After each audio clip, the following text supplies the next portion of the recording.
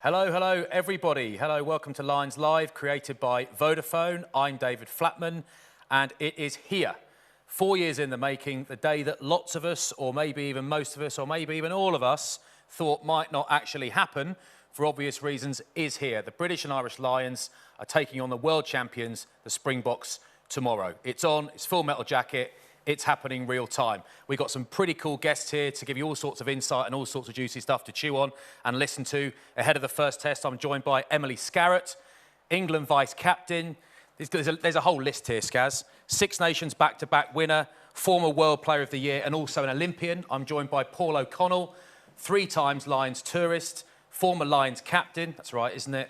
Former Ireland captain, a man who has been there and done it and seen it all in a rugby shirt. We're joined as well, getting you right into the Lions camp, by the British and Irish Lions attack coach, Gregor Townsend, in a minute. Super cool, lots of nice stuff coming up. Firstly, Skaz, how pumped are you for tomorrow's game? Are you cool, calm and collected, or are you ready to rumble? No, I'm ready to rumble. Yeah, like you say, it seems like it's been coming forever and it's finally the eve of. So, yeah, excited. Strong-looking team, big opposition. Yeah, ready for it. And, Paulie, where are you? I'm interested to know where you're watching it, because you're a coach, you're an analytical guy, you're a data gatherer.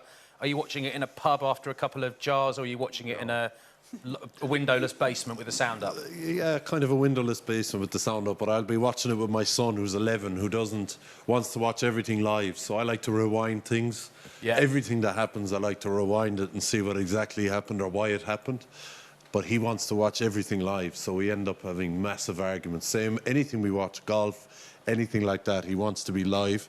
I'm always going backwards, so there'll be war, but I'm looking forward to it. You might have to watch it again once he's gone to bed, maybe. Exactly. Yeah, exactly it. Right, we've got a poll for you guys to get stuck into as well. We want you to get voting. You can vote right there on your app. And the poll is this. Which combination of players do you think is key to Lions' success tomorrow? Do you think the front row is the most important? Wyn Jones, Luke Cowan-Dickie, Tyg Furlong, Courtney Laws, Tom Curry, Jack Cohen in the back row? Do you think the half-backs are the most important? Or do you think the back three is where it's at? What do you think is going to win it? Get voting. We'll come back to that later on and let you know, firstly, what you're going to win. I'm not sure it's anything, by the way, but we'll let you know. Quick one, Skaz, most important combination on the field for you before the voting starts? It's got to be the front row, isn't it? Got to be, exactly right, 100%. Your correct answer. Paulie? Yeah, look, I mean, when you look at South Africa and England in the World Cup final, I think South Africa won the penalty count 7-1 or 6-1, got them a lead in the game.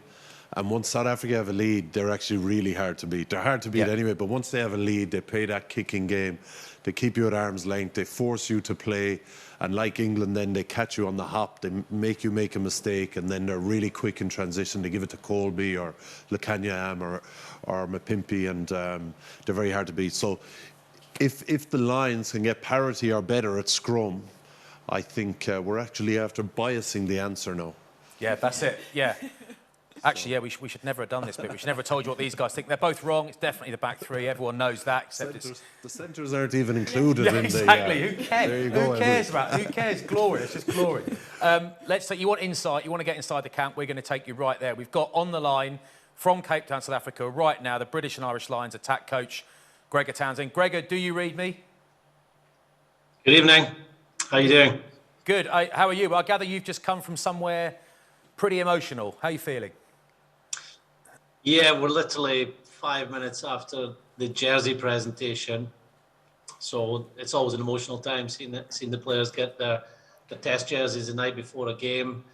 But there was a twist tonight that their families had all recorded a message for them just before they went up and collected the jerseys of Big Jace.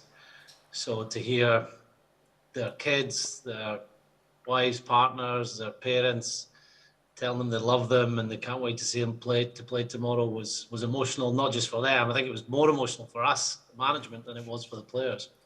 Yeah, because they know they're going to get their heads kicked in tomorrow. That's why they got something to look forward to.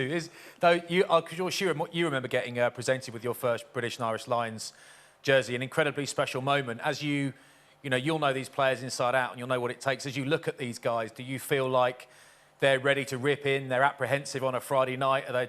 A couple of them skipping dinner because of the nerves and the butterflies. How do you think they look, the boys? They look very relaxed. We were at the stadium today. and it was a fun team run. There was a bit of laughter during the warm-up. They were focused when we had to do our captain's run, but at the end of it, they looked like there's energy, but we didn't want to do too much today. We've had a big training week. And tonight, they seem very relaxed. It'll hit them, whether it's in the change room as they arrive tomorrow on the bus, or when the South African anthem's going on, or that first contact. It'll definitely hit them that they're in the biggest games of their lives. Gregor, did Jason Leonard present the jerseys? Did he make a speech and present the jerseys to the players? He did. He was excellent. So Jay spoke at the beginning, talked about how proud the families were or are of them all, and presented the jerseys and had a nice little closing speech at the end. Brilliant. I can't imagine a Lions selection being any harder than this one, purely because there's so much exposure. It's so visible. Everyone's on their phones talking about it the whole time. Everyone's got an opinion. So firstly, how hard was it? Was it as hard, or you have this backline in your mind the whole time? And then tell us a little bit about that backline, how it kind of... We've all got our own theories. You know, you've got Van der Merwe on the wing because he's a big old bruiser, and Elliot Daly's not a giant, but he's a magician. That's why you need the bruiser out wide. We've got our theories, but how do you think they complement each other, and how hard was it to pick this backline? Yeah, it was difficult. It's the first Lions test selection I've been involved in, so I can't compare it to others, but I thought it would be difficult. The selection for the initial squad took, I think, 4 hours back a couple of months ago, so this one took maybe 2 hours. And it's been difficult for a number of reasons. The first one is that the squad that we started the tour with is largely here. I think Justin Tipperic's the only person that's not here. So we've had to pick from everybody, and they've all had opportunities, and most, if not all of them, have played really well. A lot of them just in the last couple of games as well, putting their hand up for selection, and the game against the A-team and the Stormers game. So those performances were fresh in our mind. We could honestly have picked a number of different combinations, and we'd be here tonight really happy with who we've selected. But we feel form is rewarded. We feel the blend. If you're talking about a backline perspective, the blend is important of players that can attack, ask different questions off the defence, that can be part of which is likely to be a kick battle. So where that's ability to chase kicks and be very fit, the ability to catch kicks, or the ability to put kicks in, they're all featuring in the personnel in the back line. But as I said, we've got so much ability throughout the squad that we could have put someone else in centre and back three and other positions, and you'd be thinking they'll deliver a winning performance tomorrow. Gregor, it's a really exciting looking backline. Just from like a first phase point of view, we've perhaps not seen a huge amount of the first phase stuff. Are we going to see a first phase worldie tomorrow from the guys? I hope so. We've not had many scrum plays. We've not had many scrums to use our scrum plays, and there's always obviously a plan in place of holding things back and things we maybe seen about South Africa's defence a year ago that we wanted to leave a play until the test series. We learned a lot in the A game as well 10 days ago, so that's certainly influenced my choice of plays this week. So I'm hoping we get a couple of scrum plays, because it's the best ball to attack off from set piece. Line outs, sometimes first phase is a play you want to go for, but it might be a second or third phase strike you're looking to use. So yeah, if we can get that ball from set piece, I'm sure we've got the players and the plays to get behind the defence. And Gregor, Alan Wynne-Jones in a widely and heavily publicised serious injury, straight back in, and the recovery is kind of Lazarus-esque, it's talking about. Was he, first of all, what sort of impact has he made coming back into the squad? Has it given you a lift? Secondly, how well did he play when he came off the bench in his first game back? He played a lot better than he trained the day before. So I think he'd arrived on the Wednesday night or the Thursday morning, and we'd decided on that Thursday, we played the Wednesday, selection was on the Thursday, to involve him if he's going to be in the mix for the first test. then we've got to involve him in the weekend's game. And we thought off the bench would be fair to him, given that he's only arrived in the country that day. So it must have been a whirlwind for him, getting the okay after his training session with Wales on the Tuesday, to fly out on the Wednesday, arrive here on the Thursday, and train on the Friday, and then play on the Saturday. So yeah, he maybe didn't have the best session on the Friday, but what a performance on that Saturday. I just loved his intent. Like, he was aggressive. He put his body into tackles, and then he was really positive in an attack. He had a couple offloads, looked to get on ball. He's a massive presence in our group. He's a winner, most capped player in world rugby. He is an outstanding leader, and he led so well in that 2-week camp in Jersey and going into our game against Japan. And it's brilliant to see he's going to get that opportunity to do that again tomorrow. And Paulie, and on Alan Wynne-Jones, no one here is better placed to talk about him as a player and as a human being than you are, arguably. And it's great to see from, I guess, from the outside, because we're fans sitting watching him now, someone who effectively seems to operate like a hard-as-nails, old-school player, but an incredibly fit, professional, physical, body. So it's kind of, he seems to have amateur values, but is the ultimate pro. Yeah, he's the full package in that regard. Sometimes a great player isn't a great competitor or not a great trainer or not a great leader, and sometimes to be a great player you kind of need to step back from the competitive stuff a little bit to allow yourself to play and to make mistakes. Sometimes if you're a competitor you don't want to make mistakes, but he has every single bit of it. He's this brilliant rugby player. I used to love how he was able to take it one-handed in the line out and deliver it off the top. Remember Harren Ardeke used to be able to do that, the French player. He was brilliant at doing that. But also, he had all these subtle bits to his game, but he was this unbelievably nuggety, tough, hard, physical player as well. Great leader as well, passionate to play for the teams he plays for. So I think it's a very exciting second row. I told you, and Alan Wynne-Jones is a really exciting second row for the Lions tomorrow. It is. I spoke to a couple of Welsh players that know Alan Wynne-Jones very well and play with him, and I tried to find, off camera and off mic, I tried to find a hole in his game. Is he actually a bit dull? No, he's really good crack. Is he as nice as he makes out? Yeah, he is. Is he a fake tough guy? No, he'll chin you in training. Does he go out with the lads? Yeah, loves a pint. God, there's nothing this guy can't do. And I've seen him doing the splits on holiday. I mean, he can do everything. One more question, Gregor. You've obviously had a very emotional last hour, and I'm sure you'll have 7 or 8 meetings tonight, or at least a bit of boiled chicken and broccoli for dinner pre-match. We saw a bit of what we thought we would see in the South Africa A game. I guess lots of what you expect to see tomorrow. They've, of course, got 1 or 2 sort of very, very gifted ball carriers indeed. Cheslin Colby, arm as well at 13, wonderful ball player. But I guess what you like to see is a lot of kicking, a lot of very sort of direct, route one, abrasive, confrontational rugby. How much of what you're about is, as a team, is dealing with that, and how much of it is about, not necessarily meeting fire with fire for 80 minutes, but actually trying to play away from these guys and take them out of their physical comfort zone? Yeah, it's partly that, but we've got to influence what they do.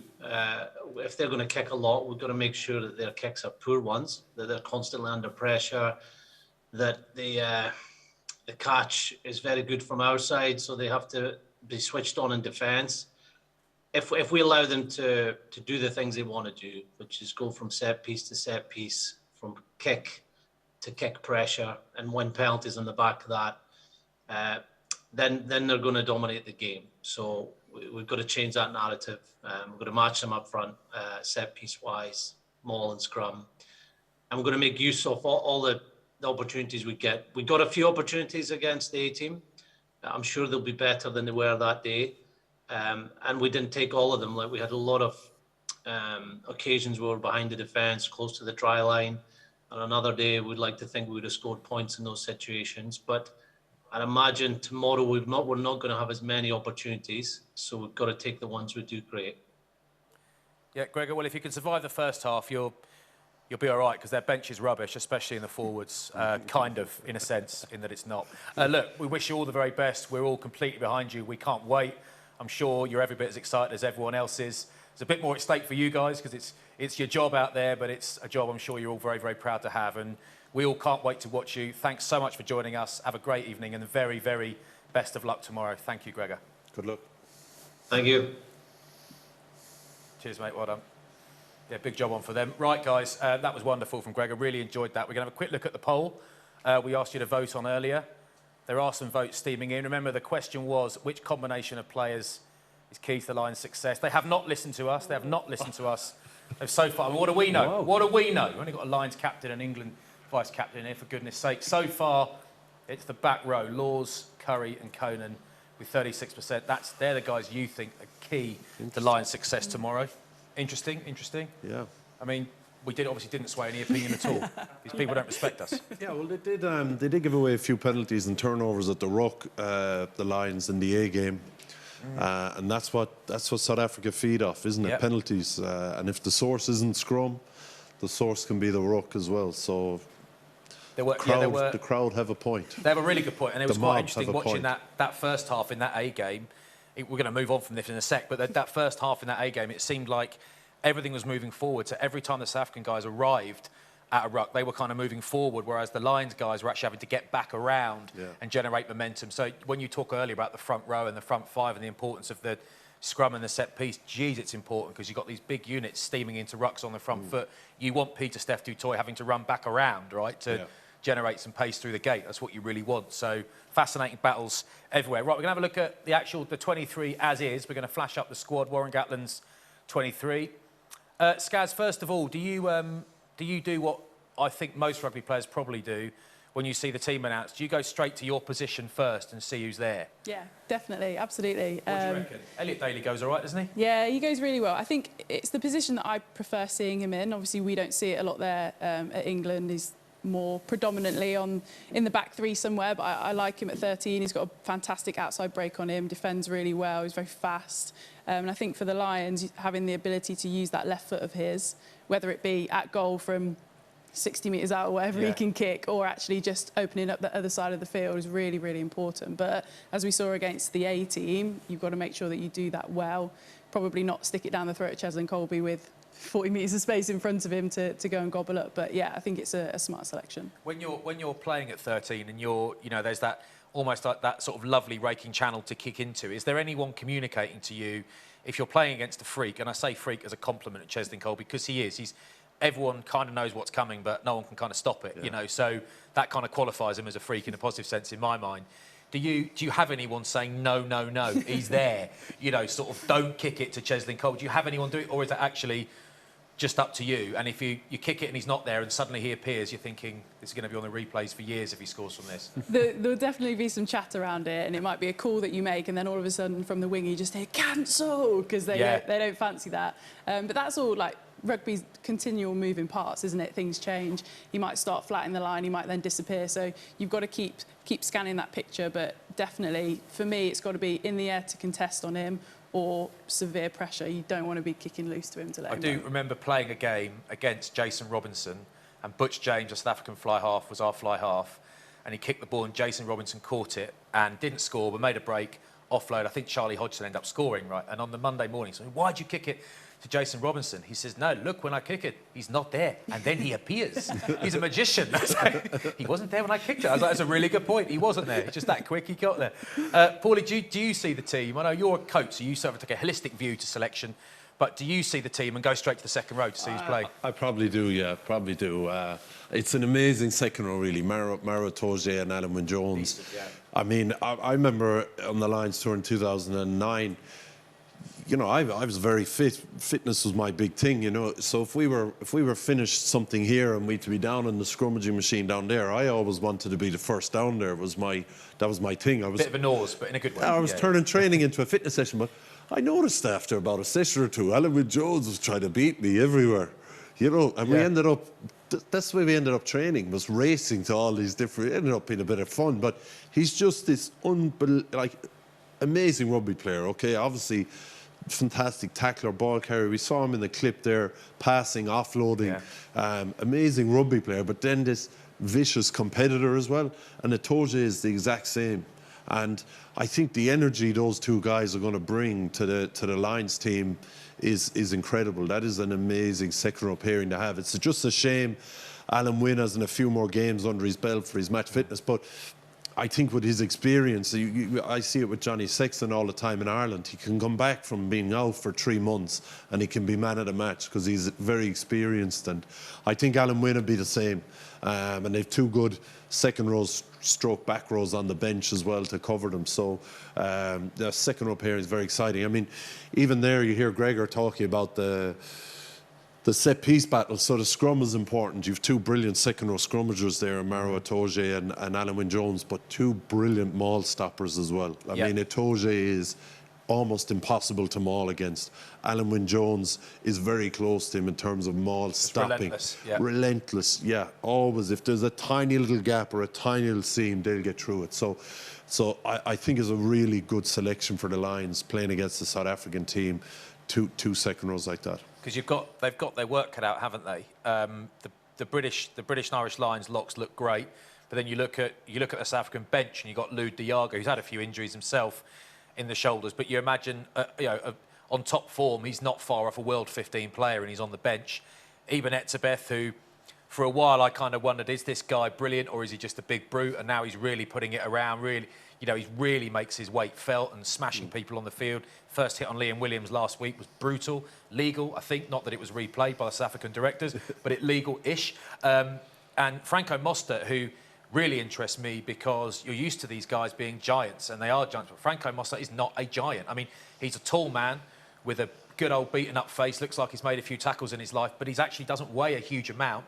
But they are a hell of a pairing, aren't they? With Lou Diago to come off the bench, they kind of do it all, those 2. Yeah, well, Franco Mostert is similar to Victor Matfield. You know, Victor Matfield was only 105 kilos when he was playing for South Africa, which is incredibly light for a second row forward in the world game, but incredibly light for a South African second row forward.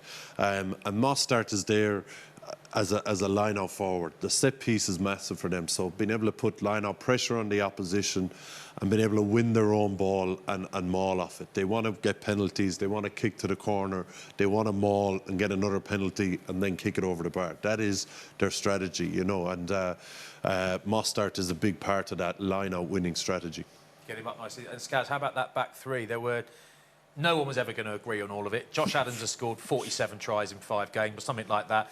Liam Williams is kind of, one of the best on the planet under the high ball, and there's going to be, hundreds of those coming from Faf de Klerk during the game at different points. So everyone probably had a different back 3. It seems like Anthony Watson, if fit, just plays because there's magic in him, very, very quick, hell of a specimen, but also, you might correct me on this, but I always think he just looks like he fights so hard for every metre that he's actually a pain to play against. But what do you make of that back 3? Yeah, Anthony Watson especially very rarely gets stopped by the first defender, does he? Yeah, he's always work, isn't he? Yeah, fantastic feet. And considering the injuries that he's had and the areas of the body he had them in, to come back that agile and fit and firing is very impressive. But yeah, like the look of the back 3, as you say, you could have probably drawn 6 different names in that back 3 and still had a really, really solid squad there. I think, like we've spoken about, the bomb defusal is going to be massive for those guys under the high ball, being really safe.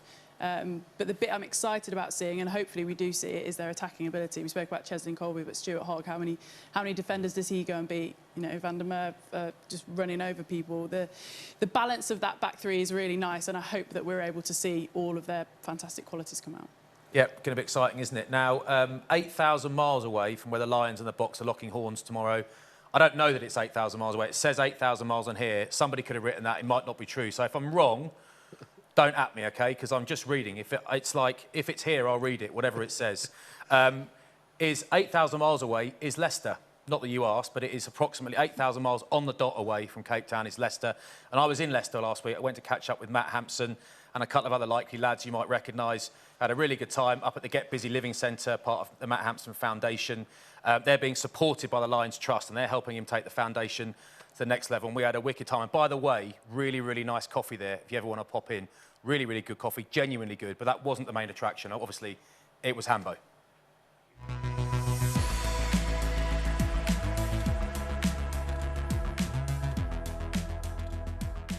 Hambo, good to be at the Get Busy Living Centre.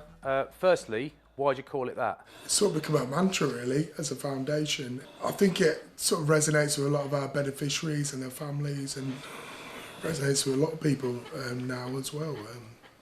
Got one choice, haven't we? Yeah. Get busy living or get busy dying. So Obviously, I know all about your foundation and what it does, but for those that don't, just give us an overview of what you offer to your beneficiaries. it's a stepping stone for people to achieve great things in their lives. I think initially when you're injured, you don't really know what you want to do with your life and how life's going to sort of pan out. But we do say that life may be quite difficult at the moment, but it will get better. And we try to support the families, but also our beneficiaries as well, and just to support them in everything that they want to do, and they normally go on to and achieve great things.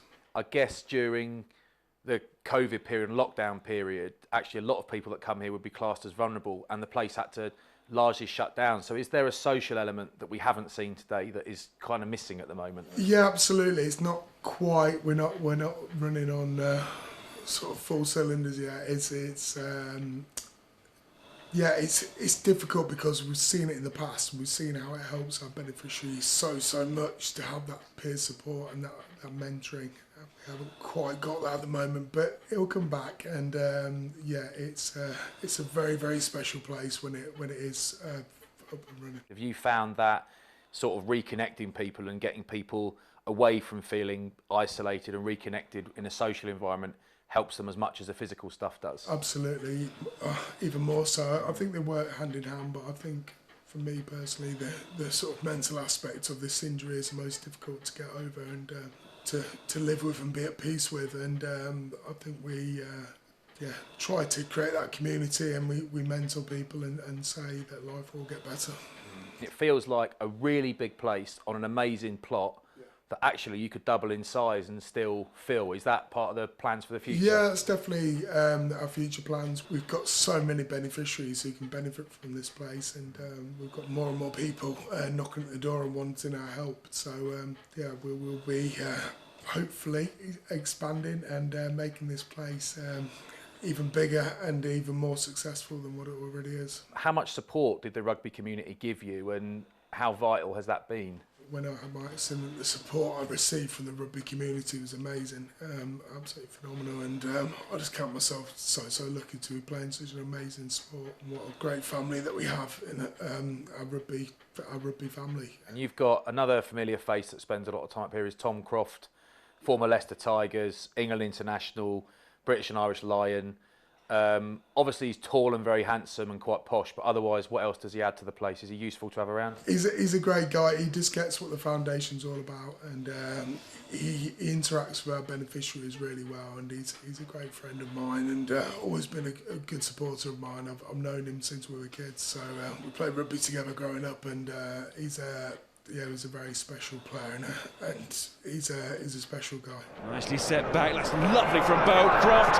Now we'll see his pace, and how Tom Croft blazes over. Crofty, how are you? How's life? Good, mate. I see we're edging closer to freedom. Hopefully life will resume as normal, hopefully soon. I know that Ambassador sort of formalises it a little bit, but what do you end up finding yourself doing? Everyone seems to just muck in a bit. As I say, Ambassador, it's a nice thing to see on a website. You're an ambassador of the Hambo Foundation. We're his mates, we were teammates way back when. Anyone in the rugby fraternity is Hambo's mate, and would do anything for him. In terms of what my role is here, I pop along, we do the odd dinner. If there's an auction item going up, myself will come along, do a bit of cooking. We've cooked for Greg Wallace here, we've cooked for a few other guys. And then obviously the lodges was something where I'd just gone into a new industry. I heard that Hambo wanted lodges built and sort of suggested it on the cuff. It's all about just growing what Hambo is about. You know, the fact that Hambo is now a charity of the Lions technically takes his name to a global scale. It might just inspire some other people in a different country to get busy living, which is Hambo's whole strapline. It may inspire other centres to start broadening what they offer in terms of facilities and rehabilitation. Hambo's Foundation is now an official charity partner of the Lions, and that's great, but you speak to Hambo about it, and actually he's primarily really excited about the games. How do you see it going? Yeah, I do think the Lions will go well. It's an exciting place to play. South Africa, although they haven't played a huge amount since obviously the World Cup, aren't a beast to be underestimated. We know what the South Africans, we've obviously played against South Africans ourselves. Whether that was 20 years ago or 5 years ago, you can probably say they're played the same way. In '09, you toured South Africa with the Lions. Is it a particularly intense place to tour from your memory? It's a completely different environment. I mean, you get the chance to go out and see South Africa. That was the biggest thing about it. Going to Soweto, going on safari, going to schools where, you know, opening up a brand new pitch was a huge moment for that school. Learning about the culture, that was all part of the tour. Yeah. So I hope that these guys have the same, you know, enjoyment factor. Playing for the Lions is amazing. The test matches are intense, especially in South Africa. It's what you experience around that, and I hope they do get to see some of the country. How excited you get about the British and Irish Lions going on tour? Are you a avid fan? I'm always excited. It's every 4 years, and I think in South Africa it's very special. Obviously, British rugby as a whole is very forward orientated, and playing over in South Africa against the South Africans in their own backyard is very special, especially as a British line.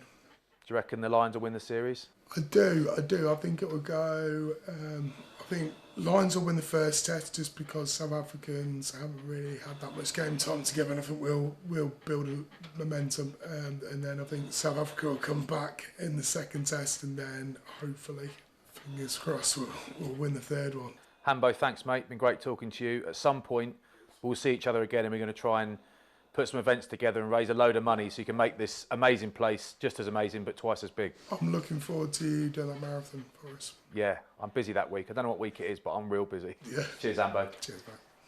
Yeah, I won't be doing a marathon. I said to Hambo, I'll do anything for you, mate, and he keeps saying do a marathon. I say, so I'll do it in a car. But otherwise, can I just donate the money instead? Can I just do that? I'm not doing that. I'll shake my head or something like that. But really enjoyed that. Great to see Hambo and Crofty, great fellas. And you can support Hambo's foundation by joining in. They've got Lions auctions that are going on actually during the tests. So do go to hamboauction.com to find out more. That's hamboauction.com. And Skaz, decent old boy, isn't he, Hambo? I'll sponsor you, first of all.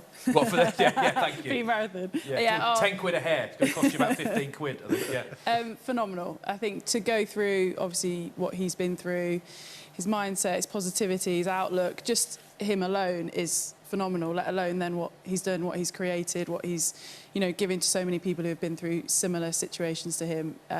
Growing up in Leicester, it was always something you were very aware of.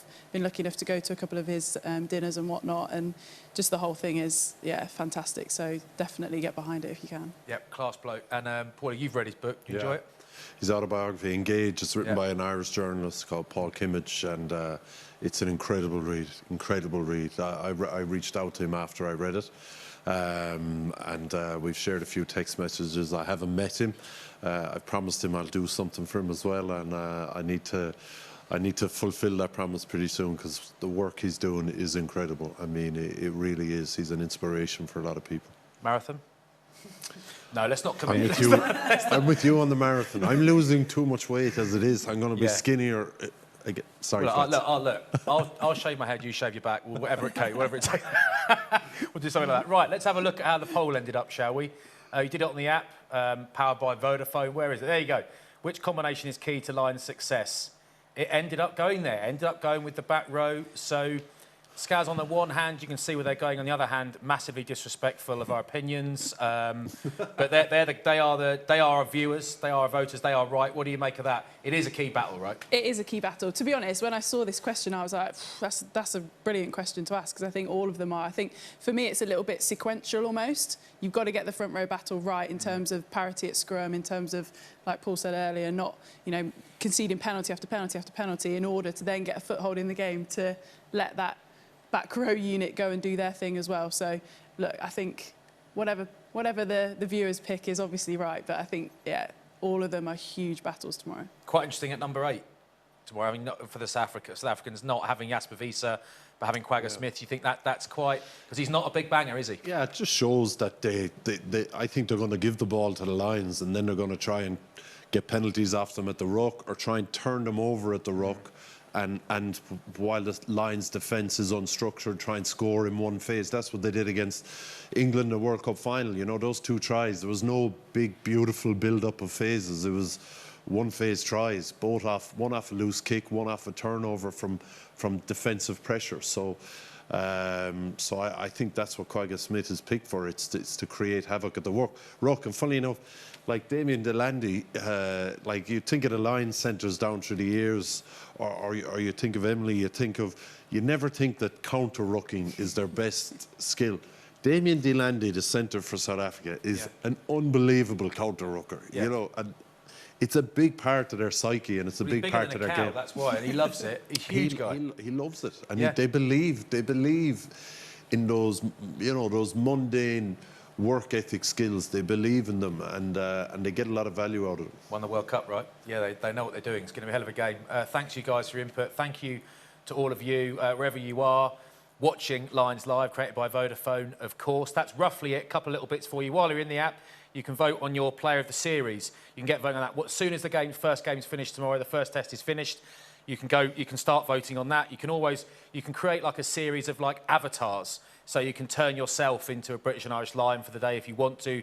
Give yourself that dream hairdo. Give yourself the dream rig, the rig you always dreamed of. Paulie's got it, Emily's got it. I never had it. I'm with you. I'll be on there, just taking a few pounds off. And before the match tomorrow, take a look around the stadium, the tunnel, the change rooms and more. I'm not quite sure how they do it, but it's 360 moments on the app. It's a Vodafone thing on the app. And I've got no idea how they do it, but you are right there in the mixer, in the change rooms, in the tunnels, pitch side. It's really, really cool. Again, don't know how it happens, but it's magical, but it's wonderful. Thank you to all of our guests. Really enjoyed it. Of course, Skaz and Paul, brilliant guests, but Gregor Townsend, really good to hear from him straight after the jersey presentation. Really, really cool. And of course, Hambo and Crofty, top people, one and all. Enjoy the rest. Enjoy the game tomorrow. We'll see you again, same time. Well, same time, roughly the same place, wherever you choose to watch it. For Lions Live with Vodafone next week. Enjoy the first test. Good luck.